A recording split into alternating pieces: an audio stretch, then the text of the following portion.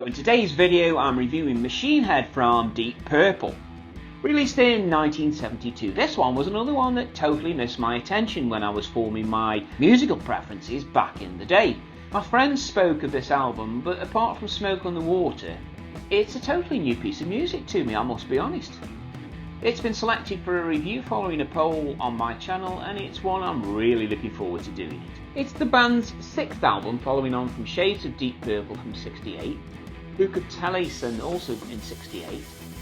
They did a self-titled album in 1969, Deep Purple in Rock from 1970, and Fireball in 1971.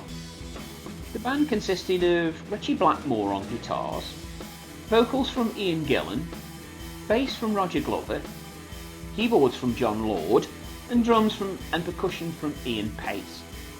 And what a lineup of the band that really was. This beauty is 37.5 minutes long and has 7 main tracks on the original release. We'll talk about that in a minute. There's 4 tracks on side 1 and 3 on side 2. Looking at side 1, the album kicks off with Highway Star. It's a driving rocker, quite literally based on their experiences touring and travelling. Interestingly enough, Deep Purple's management had come up with the unique idea of allowing journalists to travel with the band on the tour bus to get a more accurate feel and representation of the experience from those journos. One had asked Blackmore in an interview how he wrote his songs whilst on tour. The answer was quite simple. Like this, he said, and he started to strum the opening chords of what became this track. Up popped Gillan, who started to string together some improvised lyrics, and bingo, Highway Star was born. A bit more development during the afternoon rehearsals, and the track was added to the set list for that evening. Now, whether this story is actually true or not, it's a heck of a story, and it would be great if it really was. One of the features of listening to 70s rock, though, is that nearly always includes an organ. And in this track, it's no exception, as the mid-song instrumental has a deliciously complicated rhythm to play. The pre-end instrumental is replicated this time on the Blackmore guitar, which boxes off this track to perfection, and after all that exertion, I need to sit down for a cup of tea.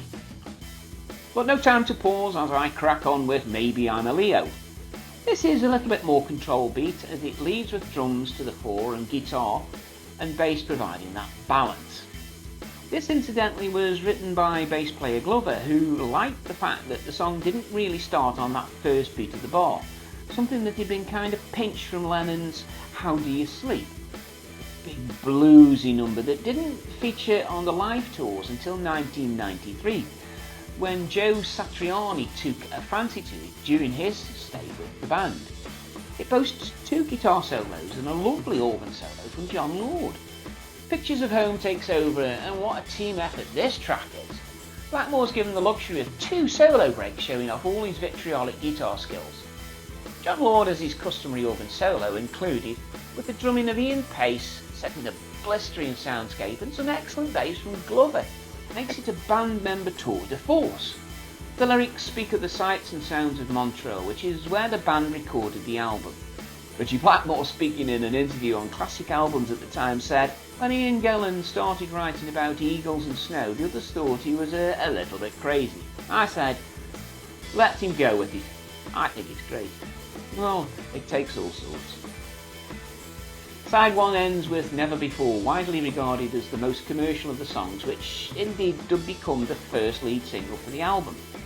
It reached 35, I think, in the UK charts in its 6-week stay, whilst not troubling the judges for the Hot 100. There's a real bluesy feel to the opening before Gillan starts the vocals in a most melodic way.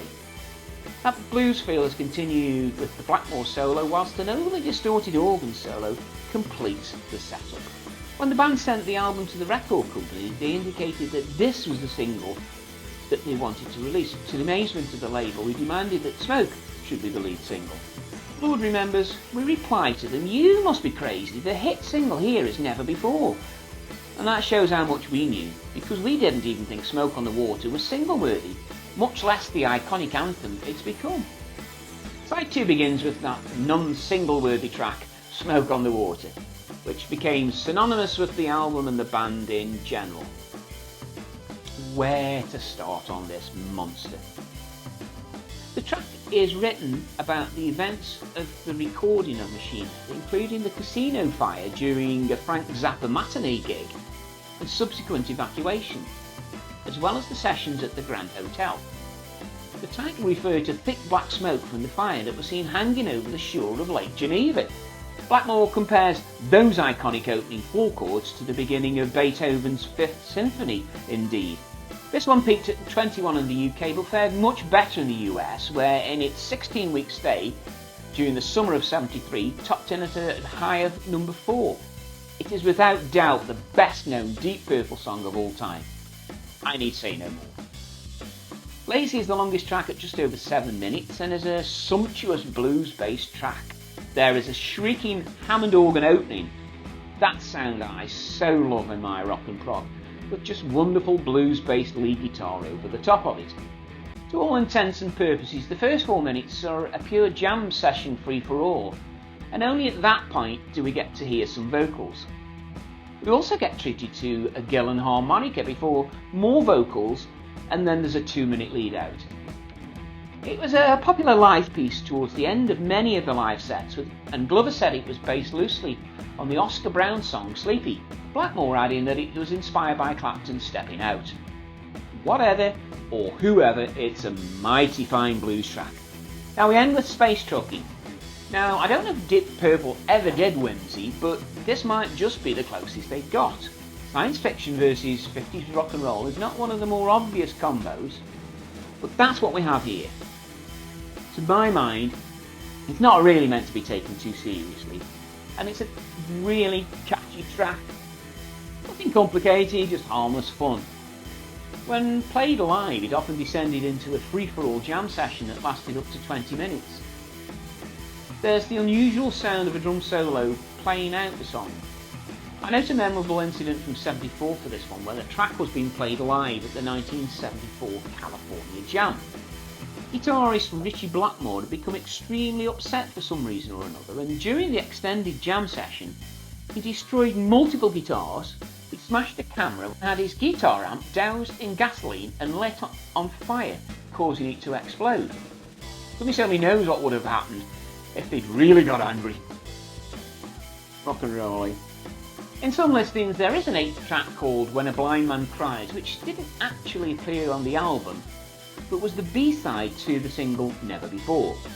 Gillan had said of the track, for example, if you think of a phrase, if a blind man cries, then it's pretty sad. Those who are disadvantaged tend to be less complaining than those who are able-bodied. The purpose of choosing a blind man is to give impact to the lyric. The man is not literally blind, in my opinion, in the song, but metaphorically. He can no longer see the things in life that matter most, or see things like happiness or love, as in described in the words, "And my word is pale."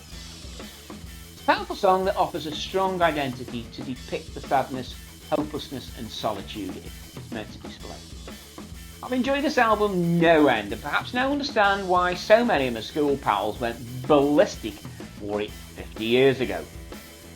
What I've got now is another album review from a band big at the time Deep Purple were, and recently have released an album just a couple of months ago that is good as their original material.